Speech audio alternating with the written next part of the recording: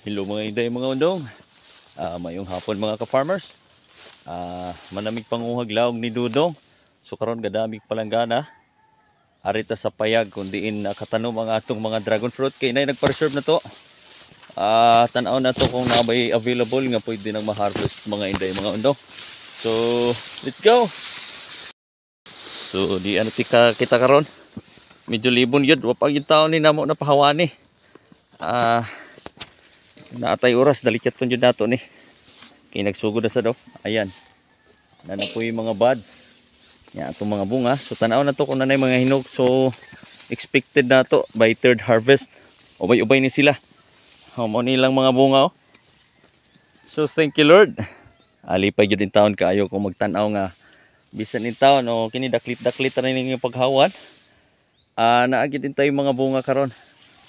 Kini mao ni third harvest kay ang atong second harvest mao ni karon ang second harvest pero taka video last nakapupo ko diri more or less mga 6 kilos.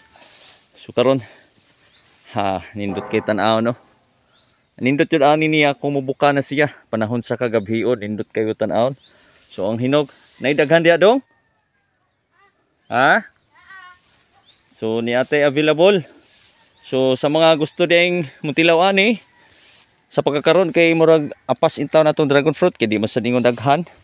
Nay nagpa-reserve na to 5 kilos ni Ma'am Connie atong dalhan karon. So sa mga gustong mutilaw, pwede ra mo PM na to magpa-reserve daan kay paunhanay lang ni atong dragon fruit mga inday mga undong. So dire ubay-ubay.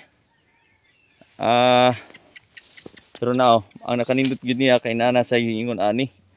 So sunod na siya ani. So itong mga hinog mo ni ay kinikuwang pa ni.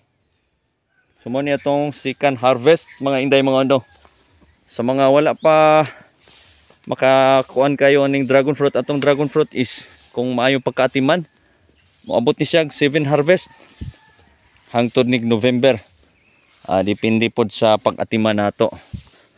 So kini gani atong dragon fruit sa tinudanay lang wa gini na pruningi. So mo ni siya. O hantod sa unahan atong tan-awon check sa nato na ta magpupo. So kini pwede na nato mapupo. So dire sa pag-harvest haron makatilaw kag tamis jud kaayo. Saktong pagkahinog ang sekreto ra na una nato i-harvest. So karon mao man ni mga dungan-dungan, pwede na pud ni siya. So di atay na lamba na sad ikatulo. Mo ni ikaduhang na lamba ikini ikatulo. Sayang jud kaayo. So asa siya totally gyud ingon na sayang kay ang mga sanga ani ato mang nahatag ngadto ni Dudong Hijin dito sa New Cebu, Danau, Bohol. So musanay na to dito pohon og mapuo ni dire. Makasuroy ta dito makakaon gyapon teg dragon fruit. So dire tanawan ninyo. Wala kayo ni siya nakabunga pero karon sulpot na siya kay ang yang ali mo ni batilis last video nato ato na siyang gikuha ipruningan natong batilis atong ipakaon sa kanding. So kini pod siya na nagsugod na pod. Pero mao lagi libon jud kaayo daklit-daklit rami ni Dudong diri in taon og panghawan. So nakabungag gyapon og karon nagsugod pod ri siya ibaw bunga. So mao ni siya una niyang mga bunga. Last harvest naka-harvest ani ko sa kabuok. So makita ninyo nagsugod na pod siya og buds ang tawag ani niya. So mao ra kadto mga inday mga undong. Sugdan na natong pupo. Happy farming mga inday mga undong.